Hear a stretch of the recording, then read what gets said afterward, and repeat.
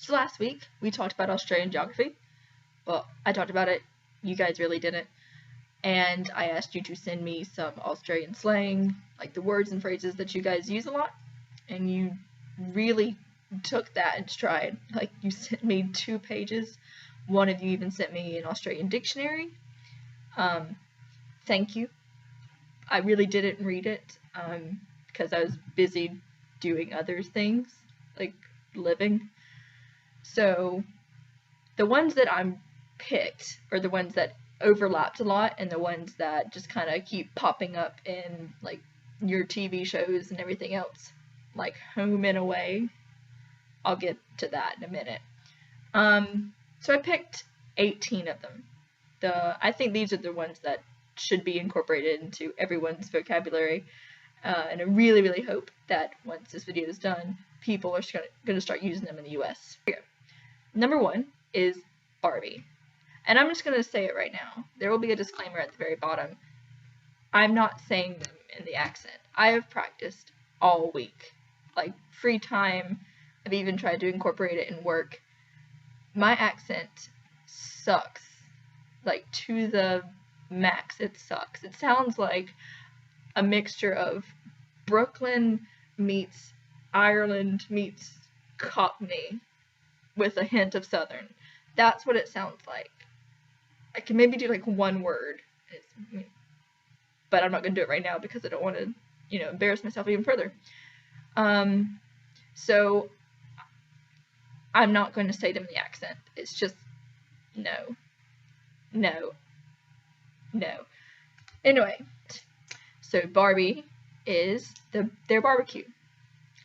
Like, they would, instead of us saying, we're going to have a barbecue today, we're going to a barbecue, just swap that word in for Barbie.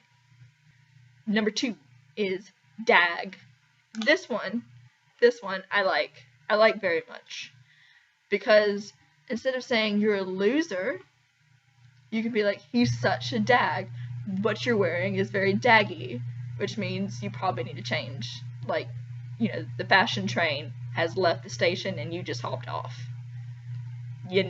So yeah, if someone calls you daggy, or if someone says you're a dag, it means, well, you need to work on that, because, you're just a loser. You could say it in a jest, but if they're not finishing that sentence with a laugh, then it wasn't a jest.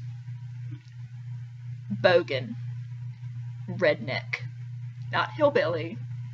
There's an entirely different word for that. It wasn't sent to me, but I've heard it before. But bogan is their redneck. So probably the ones that live in a trailer, in the outback, in the bush. Drongo. It's a stupid person. It's just another kind of term along with dag. So yeah, it's just, you're being stupid. You're not being stupid, you are stupid. You're a very stupid person. Drongo. Bicky. Bicky is their cookie. Now, I don't particularly know why they're calling it a Bicky. I guess it's from, Britain. The British use it for, biscuit. Let's get something straight here. There is a biscuit and there is a cookie. One is savory, one is sweet. They're not the same thing. An Oreo, that is a cookie. Alright? Or Bicky. I'm going to get that one switched. We're just going to have to, when I go over there, people are just not going to say Bicky. Like, when I leave, everyone's going to adopt the term cookie. That's what it is. It's not an Oreo biscuit. It's not a Chips Ahoy biscuit or Bicky. It is a cookie. Okay? There's a completely different meaning for each word. Biscuit, savory. You put butter, you put jam on it. You slop that gravy up when you're done eating mashed potatoes or chicken and dumplings. Right, so before we get to the next one, you can obviously tell that I switched places and what I'm wearing. 1, I was getting really hot. 2, I felt like switching places because I was wanting to get more comfortable in, cool chair. So yeah, sorry, a little side note there, but, it needed to be said, because I know you guys would have thought about it, and yeah, it just needed to be said. Anyway, the next one is budgie smugglers. This is probably one of my favorite ones. I am going to get to my favorite one next. This one is a very close second. It's a Speedo, but it's like a banana hammock. You know, you see those, they're mainly Europeans. I mean, let's be honest about that. But you'll see them on the beach. The ones who think they are like really cool, really fit, and want to wear their Speedos, but when they pass by, you're like, oh, no, you really shouldn't have. Okay, that's a budgie smuggler. But yeah, it's a banana hammock. So that one's fun. That one's going to be said quite a bit. You know, go to the beach, see that guy, everyone knows what guy it is, and they're going to be like, should have switched those budgie smugglers out. Yeah, for some swimming trunks. Next one is thongs. Not the booty dental floss. No. Not the Cisco song. When Australians say thongs, they mean flip-flops. Your shoes.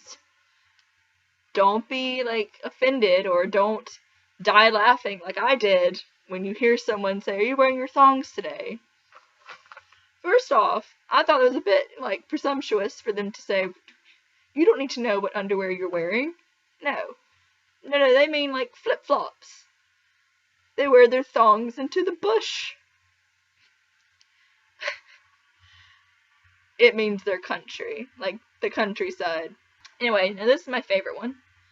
Hands down my favorite. When I heard it, I died laughing. I literally had to leave the room because I was laughing so hard I couldn't breathe. Best phrase ever. Shits me up the wall. Let that sink in for a moment. Someone will say, that just shits me up the wall. It means that annoys them. It irritates them, gets on their nerves. If any of these terms get adopted into American vocabulary, this should. Hands down, that should be the one. It just shits me up the wall. It will shit me up the wall if no one uses these terms in America. But I know they will, because number one, I said it. Number two, it's on the video. Number three, people watch the video. So, yeah. Okay, I had a conversation with one of my Aussie friends, and I told her I'd put it in, but I don't know if I'm pronouncing it right. The way she said it sounded awesome. It sounded like it was supposed to sound. When I said it, it sounded like a Mexican instrument. Macas.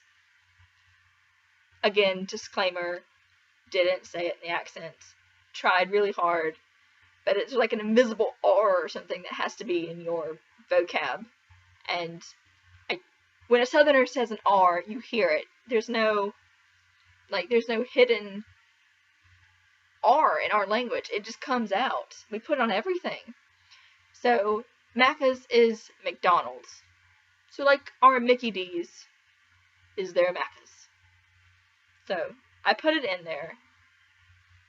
Know that I did try to say it with an accent before the video, but failed miserably. And then we have Stubby.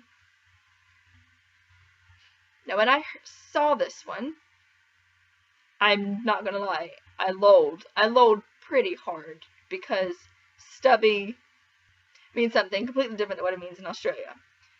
I'm not going to say what it means here. I'm going to hint at it. Another term for the male below is stubby and chubby. So now you can see why I lulled. It's just a bottle of beer. Then we have fair shake of the sauce bottle. You can also end that with mate, which means give him a fair shake. You know, it's like, you know, instead of saying, oh, you never had a fair shake of that. Never had a fair shake of the sauce bottle. That one should catch on. I mean, we already used half of that phrase. The other half should just be incorporated now. Yeah, so we should just finish the rest of it instead of saying, you never had a fair shake. Well, you never had a fair shake of the sauce bottle. Mate. Just make that cultural.